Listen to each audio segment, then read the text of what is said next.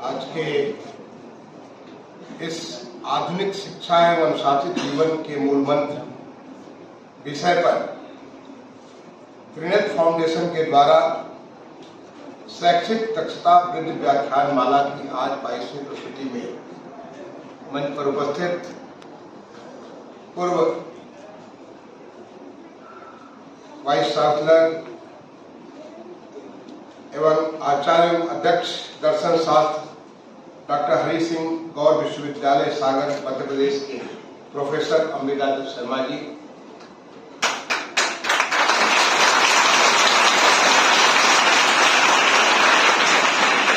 एक अच्छे लेखक विचारक एवं समाज सेवक हमारे मित्र सौरभ सिंह जी,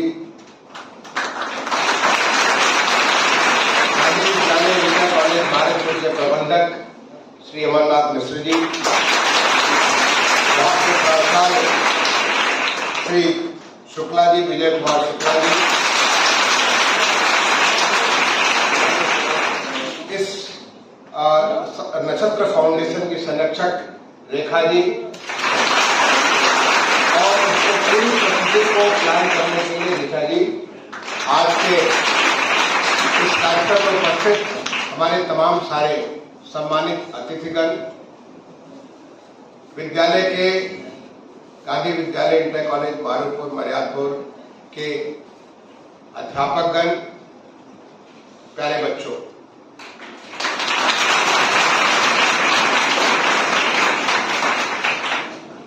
मैं सबसे पहले तो बहुत बहुत धन्यवाद देना चाहूंगा Shrimati Indira Gandhi group of colleges Dumri Maryadpur Mau के प्रबंध तंत्र को। मेरे शुभम जी से एक बार बात हुई और उन्होंने तत्काल इसको समझा जैसे उनका कार्यक्रम हो, और उन्होंने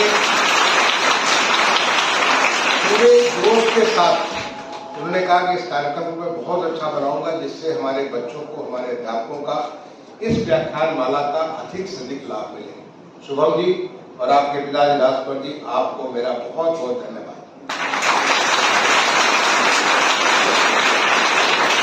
मैं धन्यवाद देना चाहूंगा ब्रजेश जी को, जो कि विद्यालय प्रबंध को देखते हैं, और भाई शुक्ला जी को, और हमारे छोटे भाई अविनाश जी को, क्योंकि अविनाश जी से मुझे बहुत कुछ सीखने को मिलता है।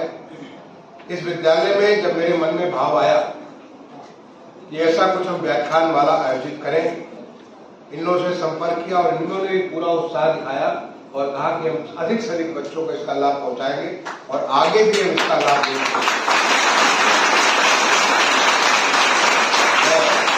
इस बात के लिए बहुत बहुत धन्यवाद देना चाहूंगा, और सबसे ज्यादा धन्यवाद मैं जो हमारा नक्षत्र फाउंडेशन है, जिनके तत्वावधान में आज 22वीं ये प्रस्तुति हो रही है और 23वीं प्रस्तुति आज के आफ्टरनून में डिग्री कॉलेज में लिखी जाएगी। उन्होंने, इनको प्रेरणा मिली थी, एक छोटी सी फिल्म इन्होंने बनाई, वो फिल्म नहीं दिखा पाए कुछ टिपिकल वजह से, मे भी जब आफ्टरनून का होगा तो उसमें वो दिखाएंगे। एक मैंने जब मुख्य सचिव उत्तर प्रदेश के रूप में लोगों की कैपेसिटी बिल्डिंग लेक्चर सीरीज शुरू किया था, यानी दक्षता वृद्धि व्याख्यान माला शुरू किया था, और हमने देश के तमाम सारे ऐसे हस्तियों को जो कि स्वास्थ्य के बारे में, मोटिवेशन के बारे में, कार्य के बारे में, ऐसी कुछ बातें लोगों के साथ शेयर करते हैं, अनुभव को, अपने ज्ञान को शेयर करते हैं, जिससे लोगों में पूरा उत्साह हो और अच्छे से अच्छे वो अपने कार्य को कर सके। आपको मालूम है कि उत्तर प्रदेश सचिवालय में पूरे प्रदेश की इतनी बड़ी व्यवस्था की नीतियां बनती हैं और नीतियों के साथ उसके क्रियान्वयन के तरीके, तौर तरीके, उसका पूरा उसका रिव्यू भी होता है। और ये हमारी जो व्याख्यान माला प्रारंभ हुई, जिसका बहुत लाभ, जो वहां के लोक भवन में पूरा का पूरा हमारा 1000 की कैपेसिटी का हॉल हर समय भरा रहता था, इतने सारे लोग आते थे और उसको देख करके जितने लोग बाद में भी, क्योंकि उसको हम अपने वेबसाइट पर डाल देते थे, लोग उसे देखते थे, उनके परिवार के लोग भी देखते थे, उसके उनको पूरा लाभ, मेरे पास बहुत पॉजिटिव फीडबैक आता था। लोगों की डिमांड आती थी कि अगले बार साहब ये कराइए, और उस क्षेत्र का जो सबसे अच्छा देश में तक लोग होते थे, सबसे अच्छे लोग होते थे, उनको मैं बुलाता था कि आप आए और अगले बार उत्तर प्रदेश सचिवालय के अधिकारियों जैसे मुख्य सचिव से लेकर के हमारा रिव्यू ऑफिसर तक, असिस्टेंट रिव्यू ऑफिसर तक सारे लोग का एड्रेस करें। उसी को देख करके ऋचा जी ने और रेखा जी ने, इनके मन में भाव आया कि हम लोग शिक्षा के क्षेत्र में ऐसा क्यों नहीं काम करें। आपको बहुत बहुत बधाई कि आपने मुझे बगैर बताया ये आप लगातार इसकी प्रस्तुति लखनऊ और आसपास के तमाम सारे स्कूलों में, डिग्री कॉलेजेस में, इंटर कॉलेजेस में कर चुके हैं। एक बार मैं लखनऊ, जब मैं यहाँ के बाद जब गया हुआ था बाहर से, मुझे इन्होंने कहा कि मैं चाहता हूं कि उस कॉलेज में भी आप करें जिस कॉलेज में आपने पढ़ाई की हो। इसलिए मेरे मन में भाव आया कि हमारे गांधी विद्यालय इंटर कॉलेज में मैं इस कार्यशाला को कराऊं, और जब गांधी विद्यालय में कराऊंगा तो साथ में डिग्री कॉलेज को। पिछले बार जब मैं आया था तो डिग्री कॉलेज में देख करके इतना खुशी हुआ कि हमारे घर के बगल में ही, हमारे घर के बगल में इतना बड़ा डिग्री कॉलेज स्थापित हुआ, तो बच्चों को भी लाभ होना चाहिए। इसलिए मैंने उनको अनुरोध किया कि एक नहीं बल्कि हम दो करेंगे। और उसके लिए जो आपने इस फाउंडेशन ने देश के बड़े विद्वान लोगों को, पहले तो इसका हम विषय क्या होगा, विषय चयन के लिए इनसे काफी मेरा आपस में काफी विचार विमर्श हुआ। उसके बाद मैंने विषय चुना और कुछ सोच करके चुना। विषय का चयन मैंने खुद किया, लेकिन आप लोगों से बहुत सारा डिस्कशन के बाद, और विषय के बाद कौन से इसके जो मुख्य वक्ता होंगे उनके बारे में जानकारी की, उनसे उनका जो डिटेल मंगाया और उसके बाद तय किया गया। तो मैं बहुत बहुत धन्यवाद देना चाहूंगा प्रोफेसर अंबिका दत्त शर्मा जी को, जिन्होंने वक्त निकाला और आज वो आप सबको अपने उस ज्ञान का, अपने उस अनुभव का, आप पूरे विश्वविद्यालय को लीड कर चुके हैं, उसको, उस अनुभव को आपके सामने रखेंगे कि कैसे आधुनिक शिक्षा में अनुशासन का महत्व है, उसको कैसे, उसको एक मूल मंत्र के रूप में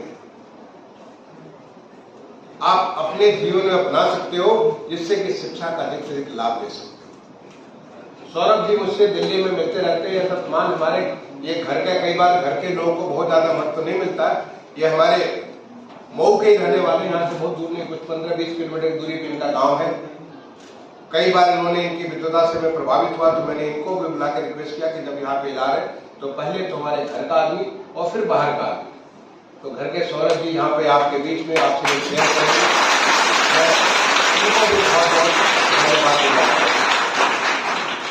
प्यारे बच्चों, मैं आपसे कई बार बातचीत कर चुका हूं। इनफैक्ट जब भी मैं अपने गांव आता हूं, अवश्य थोड़ा समय निकालता हूं अपने प्राइमरी स्कूल के लिए, अपने इंटर कॉलेज के लिए, वहां जाता हूं बच्चों के साथ। अभी मैं अपने प्राइमरी स्कूल में करीब पौन घंटे अभी समय गुजारा, हर क्लास के साथ जाकर समय गुजारा, जिससे उन्हें पता चले जब कुछ नहीं था,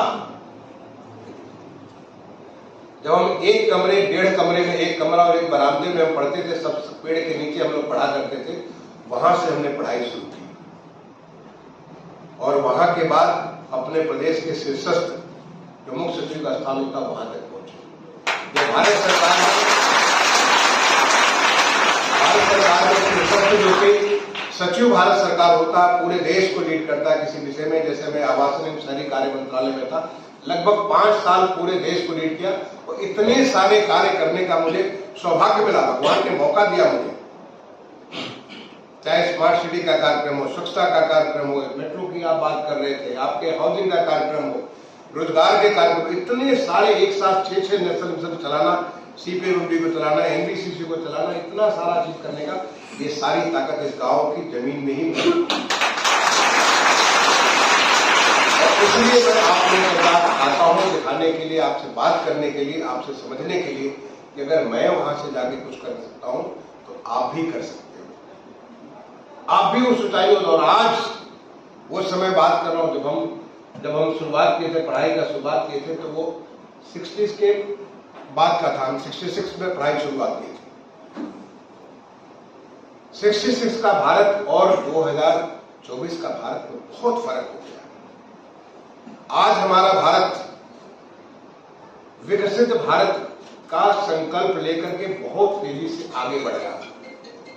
आज हमारा भारत दुनिया में तमाम सारे देश इस बात से स्तब्ध है कि कैसे भारत की अर्थव्यवस्था आज दुनिया की सबसे तेज बढ़ती हुई अर्थव्यवस्था है।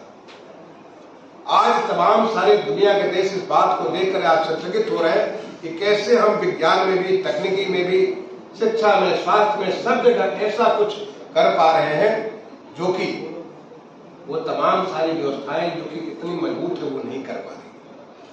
आज का भारत जिस तेजी से पिछले 10 से 11 साल में परिवर्तित हुआ है, जो दुनिया की सबसे बड़ी महामारी, वैश्विक महामारी कोविड के रूप में आई, जिसने चकनाचूर कर दिया तमाम सारी अर्थव्यवस्थाओं को, तमाम सारी स्वास्थ्य तंत्र को चकनाचूर कर दिया। उन देशों का जो कि दुनिया में नंबर 1, नंबर 2, नंबर 3, नंबर 10 ऐसे हुआ करते, उन सारी व्यवस्थाओं को तहस नहस कर दिया।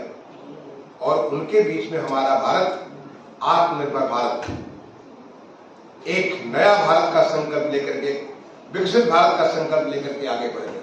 और सब लोग देखते रह गए कि न केवल हमने अपना काम किया, बल्कि दुनिया को भी वैक्सीन दिया। हमने दुनिया को बताया कि कैसे विश्व बंधुत्व का जो हमारी कल्पना है, सनातन की कल्पना, वसुधैव कुटुंबकम की, कैसे हम दुनिया में शांति दे सकते हैं, स्वास्थ्य दे सकते हैं उनको, कैसे हम उनको सहयोग दे सकते हैं। ये हमारे व्यवस्था पूरे देश में, हमारे देश के माननीय यशस्वी प्रधानमंत्री जी के नेतृत्व में इस प्रकार से पूरे देश में काम हुआ। ऐसा नहीं कि केवल एक जगह, देश की राजधानी में, देश के कोने कोने में। और आज ये तमाम लोग के अध्ययन का विषय है। ये वो भारत है जहां पे स्वच्छता के बारे में लोग सोचते थे। जब प्रधानमंत्री जी ने घोषणा की लाल किले के प्राचीर से कि हम देश को स्वच्छ बनाएंगे, हमारे राष्ट्रपिता महात्मा गांधी की सबसे बड़ी श्रद्धांजलि 150वीं जयंती पे ये होगी, हम देश को स्वच्छ करेंगे। लोग मजाक उड़ाते थे, सोचते थे कि कैसे हो पाएगा। आज देखते देखते हमारा देश बिल्कुल स्वच्छ हो गया, काफी ज्यादा तमाम सारे इंफ्रास्ट्रक्चर। ये भारत और जब हम 1966 में 2.5 साल के थे तब का भारत बहुत फर्क है। लेकिन हम वहां से बढ़ करके चल करके आगे बढ़े, तो आज तो तुम्हारे पास बच्चों बहुत सारी व्यवस्था है। उस व्यवस्था के बीच में आप सब, जब हमारा देश 2047 में विकसित भारत बनेगा, जिसकी तरफ से बड़ी तेजी से, चाहे अंतरिक्ष विज्ञान हो, चाहे वो हमारा जमीन के भीतर की खुदाई हो, चाहे हमारे समुद्र के भीतर के, हर जगह हर क्षेत्र में देश इच्छा बढ़ा, तो आप जिसमें अपने यौवन में होगे, आज के अपने सबसे बड़े उस कार्य पे होगे जब आप कर सकते हो एक मानव शरीर भगवान ने जो दी है आपको, उस समय हमारा देश विकसित होगा। आपको उसके लिए तैयार करना है। हम कैसे अपने देश को विकसित भारत बनाने की जो सपना है, जो संकल्प, उस संकल्प को पूरा करेंगे। और वो करने के लिए आपके साथ जो सबसे बड़ा हथियार है वो शिक्षा का हथियार है। शिक्षा जिसके बारे में आमूल चूल परिवर्तन हुआ अभी हाल के समय में 2020 में, जब हमारी नई जो राष्ट्रीय शिक्षा नीति आई 2020 में, एक सोचने की पद्धति बन गई, सोचने का तौर तरीका बन गया। इसके बारे में बताएंगे हमारे प्रोफेसर शर्मा जी, बताएंगे सब दोस्तों को कि वो एक्सपर्ट सारे के सारे से बताएंगे कैसे नई शिक्षा व्यवस्था में बिल्कुल सोचने का तौर तरीका बदल गया। पहले हम पढ़ते थे तो हम रटते थे, याद करते थे। अब रटने के लिए, याद करने के बच्चों को निपुण बनाया जाता है प्राइमरी स्कूलों में। अब बच्चों को तकनीकी शिक्षा दी जाती है। अब बच्चों को इस लायक बनाया जाता है, जो कि कहते थे हमारे कलाम साहब कहते थे कि शिक्षा हमको तैयार करती नई जिंदगी के लिए, नई जिंदगी की चुनौतियों के लिए हमें शिक्षा तैयार करती है। उस बात के लिए, तो इस शिक्षा को देने के लिए कैसे हम अपने आप को तैयार करेंगे। व्यवस्था तुम्हें बहुत कुछ मिली हुई है, बहुत कुछ सारी की सारी चीजें हमको इसको मिली हुई हैं। उन चीजों के लिए हम कैसे लाभ लेंगे। जैसे उदाहरण के लिए, पानी तो बरस रहा है, तो सभी खेतों में एक जैसा पानी बरस रहा है। पानी जब बरसता है, जब बादल से बरसता है, जब भगवान पानी बरसाते तो सारे खेतों में जैसा पानी बरसता है। लेकिन कुछ खेतों में बहुत अच्छी फसल होती है और कुछ खेतों में उतनी अच्छी फसल नहीं होती है। क्यों? क्योंकि जो किसान सजग है उस पानी को संचित करता है। जो किसान सजग है वो देखता है कि कितने समय तक उस पानी का लाभ हम अपने खेत को ले सकते हैं, कैसे अन्य चीजों से हम उसे संपर्क कर सकते हैं जिससे कि उसका अधिक से अधिक फायदा हो सकता है। और इसीलिए जो शिक्षा की जो नई नीति मिली, जो सारी व्यवस्था हुई है, उस व्यवस्था का लाभ लेकर के कैसे अपने आप को मजबूत सुदृढ़ कर सकते हो, इसको करने के लिए अनुशासन का बहुत महत्व है।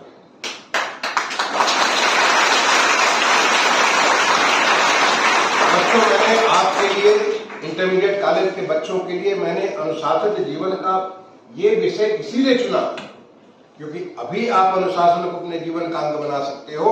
अगर अभी नहीं बनाओगे, सोचो कि जब हम डिग्री कॉलेज में चले जाएंगे, जब इंजीनियरिंग कॉलेज में जाएंगे, मेडिकल कॉलेज में जाएंगे, आगे चल करके करेंगे तो वैसे ही हो जाएगा जो सत्यनारायण जी की कथा सुनते हैं कि अगले बार हम अपने व्रत को पूरा करेंगे, अगले व्रत को पूरा करेंगे। जब जाकर के सब डूबने लगता था तब समझ में आता है कि हमें सत्यनारायण जी का कथा तो करना है, क्योंकि हमने मन में प्रण बना रखा है।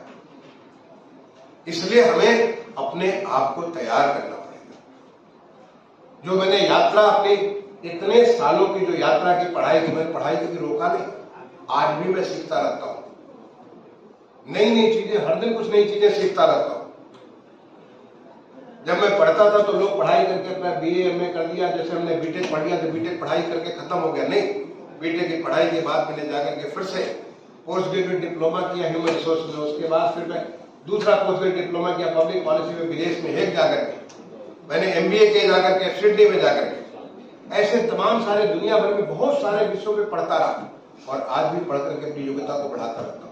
और वो तब संभव है, लोग कहते हैं हमारे पास समय नहीं, कब करेंगे, कैसे करेंगे, हमारे पास काम का बहुत ज्यादा बोझ है, हमें तो अपना सिलेबस पूरा करना, हमें तो नंबर लाना है। और नंबर लाने के चक्कर में कहते हैं कि हमारे पास कोई वक्त नहीं, कैसे करेंगे। लेकिन मुझे लगता है कि मैंने अपने जीवन से जो सीखा है, अनुशासन से सब कुछ संभव है।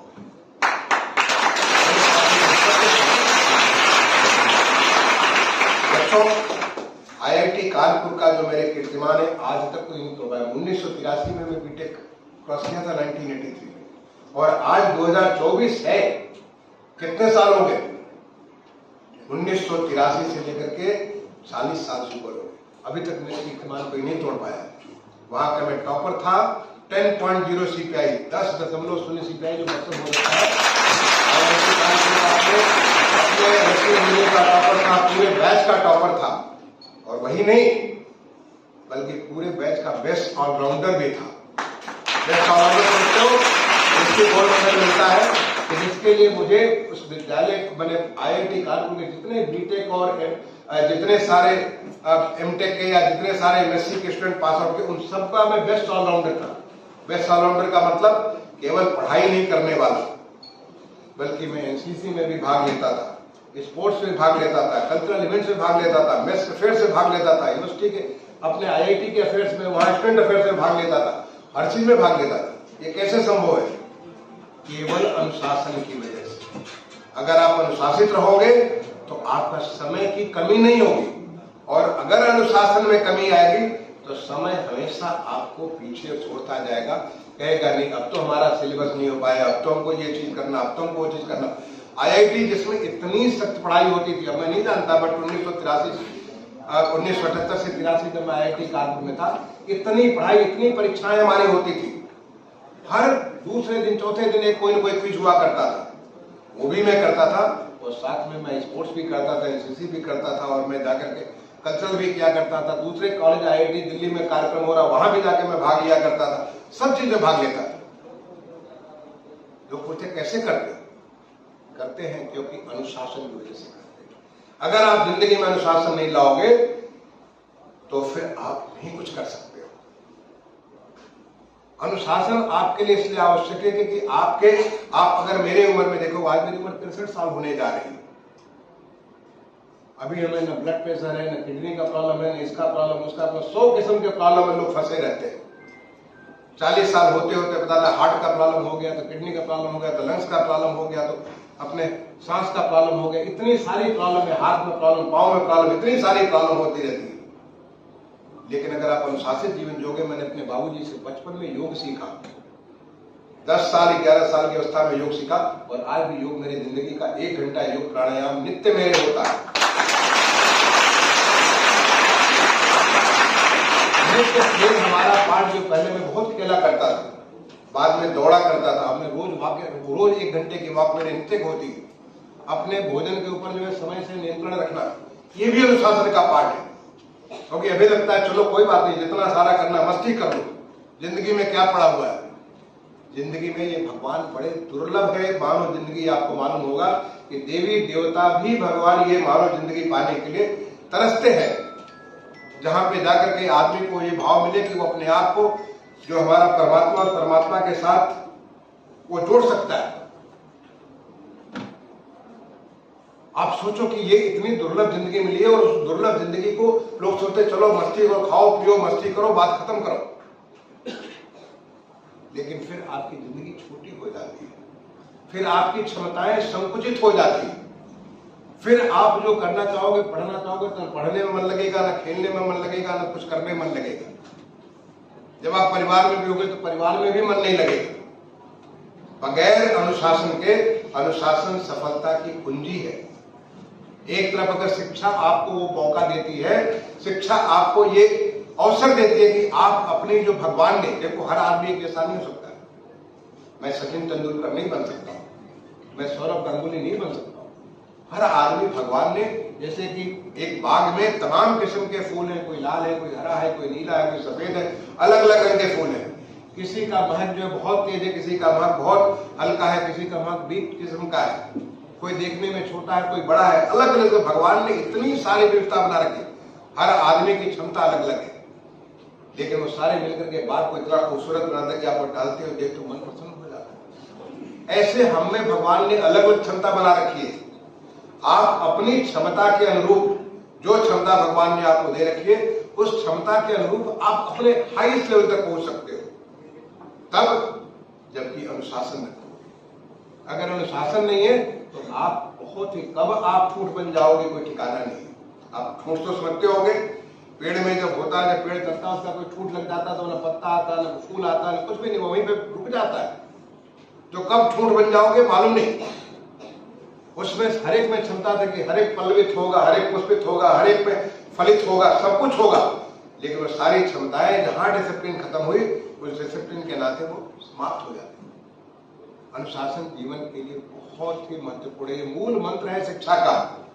शिक्षा को आगे, उस क्षमता को, एक बीज में वट वृक्ष बनने की क्षमता है, लेकिन अगर बीज जो है से वट वृक्ष भी बन सकता है और वो वहीं पे सूख के खत्म भी हो सकता है। उसका अनुशासन है कि वो सही तरीके से वो जल भी ले ले, वहां का उर्वरा भी ले ले, वहां का मिट्टी मृदा भी ले ले, और वहां पे जो आसमान में जो जलवायु भगवान ने दे रखा उसको भी ले ले, और चीजों को सही तरह से उपयोग करेगा तो बढ़ता चला जाएगा, सही से रहता हुआ तो उसको जाकर के कल को वट वृक्ष बन जाएगा। और दूसरा वो वहीं से कोई उगेगा, उसके बाद खत्म हो जाएगा, कहीं कहीं पे जाकर के ठूंठ बन जाएगा, कभी कहीं खत्म हो जाएगा। तो बच्चों, तुम में तो तुम आर्य पुत्र हो, तुम तमाम सारे महान ऋषियों के संतति हो, चाहे महान विश्वामित्र मुनि रहे हो, चाहे वो हमारे वशिष्ठ मुनि रहे हो, चाहे भारद्वाज मुनि रहे हो, ऐसे तमाम सारे संतों के जब हम अपने आप को सोचते हैं, उन्हीं संतों के रग तो हम में भी हैं, हमारा भी डीएनए उन्हीं संतों के उससे बना हुआ है, तो हम क्यों अपनी क्षमताएं कम करें? अगर हम उसको प्राप्त करेंगे तो हम कुछ भी कर सकते हैं। और आज हमारे देश को, जो हमारे प्रधानमंत्री जी ने विकसित भारत का संकल्प लिया है, उसमें हर एक को अपनी क्षमता को सबसे हाईएस्ट लेवल पे ले जाने की जरूरत है। आप समय रहते अगर नहीं चेतोगे, समय रहते अगर आपको नहीं समझोगे, तो बाद में आपको सोचना पड़ेगा। ऐसे जब मैं बात हो रही थी, जब प्रोफेसर अंबिका दत्त शर्मा जी बात कर रहे थे, मैंने ध्यान से नहीं सुना, मैंने उसको अपने जीवन में नहीं अपनाया, तो फिर अब पछताए खुद क्या किया चुके खेत। अब क्या कर सकते हो? अब जहां पे घूम के पड़े रहो, ऐसा है। इसलिए बहुत सारे खिलाड़ी ऐसा, आपको लगता है कि क्या सचिन तेंदुलकर अकेले क्रिकेटर है? आपको लगता है कि सौरभ गांगुली अकेले क्रिकेटर है? एक सौरभ गांगुली बताने का हजारों की संख्या में कतार लगी होती है, लेकिन एक वो है जो कि हार करके सीखता और सीख करके फिर आगे बढ़ता, फिर हारता, फिर सीखता, फिर हारता, फिर सीखता। हार और जीत को वो कहीं पे अपने को विराम नहीं देता है, क्योंकि उसमें एक अनुशासन है, उस अनुशासन के मुताबिक चलता है।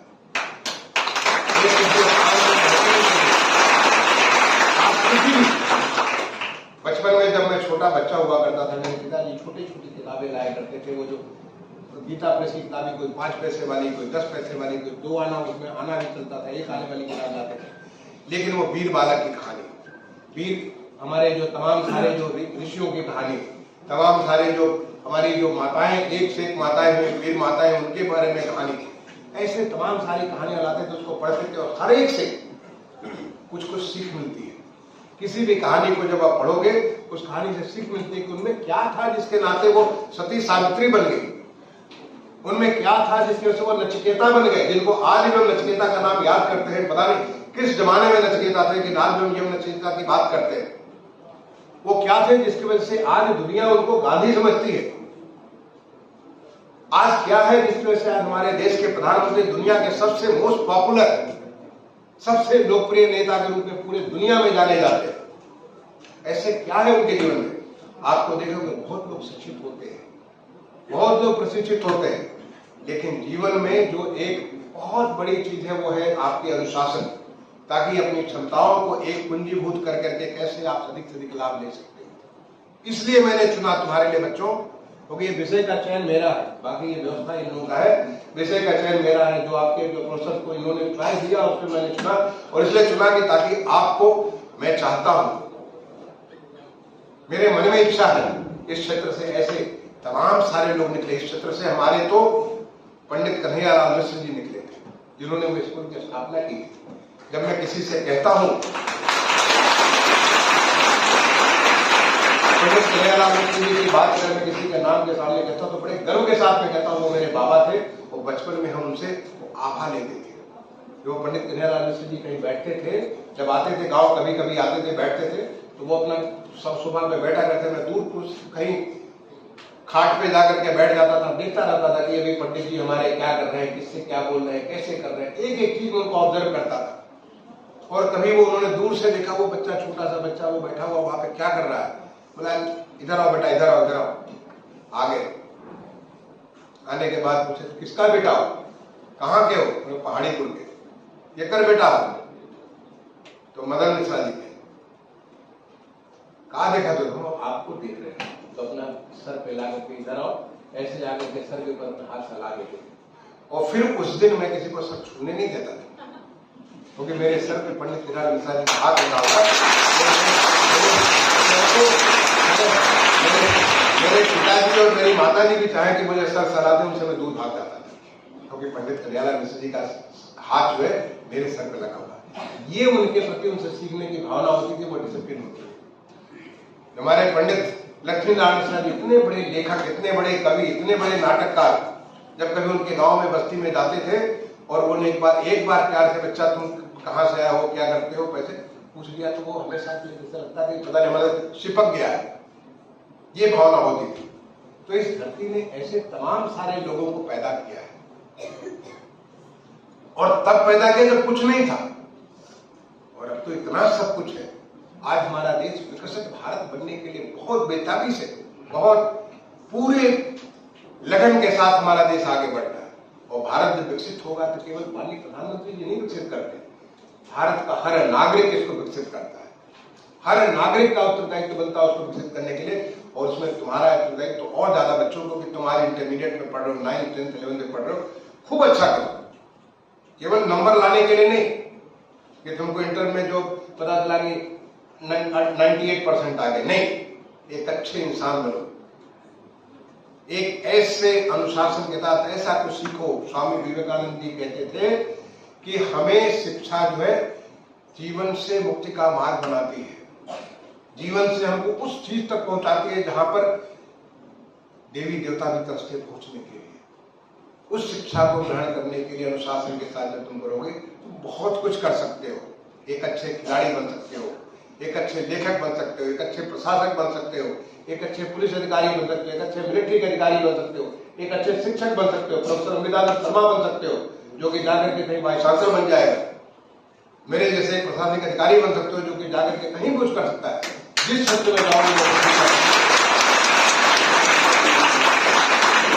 इसलिए प्यारे बच्चों, तुम्हारे लिए ये आज की व्याख्यान माला बहुत अच्छी है। मैं आपसे चाहूंगा कि जो मन में भाव आए, जो प्रश्न आए, आप जरूर पूछिएगा। और अगर आज ना आए, बाद में आए, तो ऋचा जी का नंबर रखिएगा, आप उनको ईमेल कर दीजिएगा। ईमेल तो करना सबको आता ही होगा, आप क्या तो कंप्यूटर भी लग गया है, स्मार्ट क्लास भी सब कुछ चालू हो गया, आप ईमेल कर दीजिए, वो जब आप भेजेंगे। लेकिन इनकी इच्छा होगी कि आपके साथ जुड़ करके आपको आगे बढ़ाए। मैं आप सबको अपनी तरफ से, मेरे तमाम सारे लोगों, महानुभावों को अपनी तरफ से बहुत बहुत धन्यवाद दूंगा। और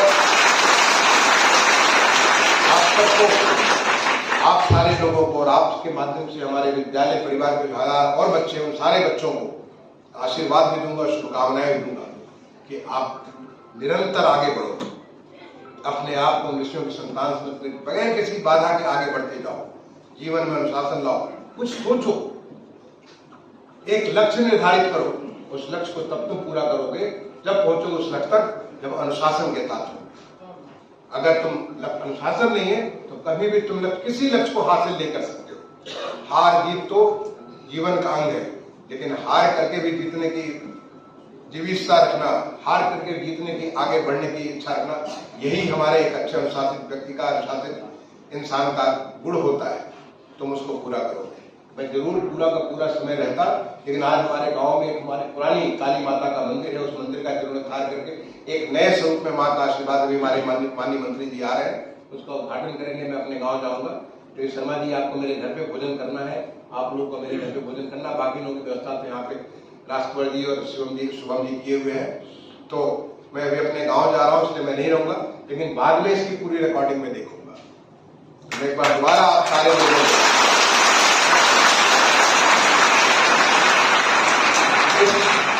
विकसित भारत के संकल्प पूरा करने का एक बहुत महत्वपूर्ण, स्थायी और सशक्त स्तंभ बनने के लिए अपनी शुभकामनाओं के साथ आज की इस व्याख्यान माला की सफलता की शुभकामनाओं के साथ मां शारदे को प्रणाम करता हुआ अपनी वाणी को विराम दूंगा। धन्यवाद। जय हिंद, जय भारत।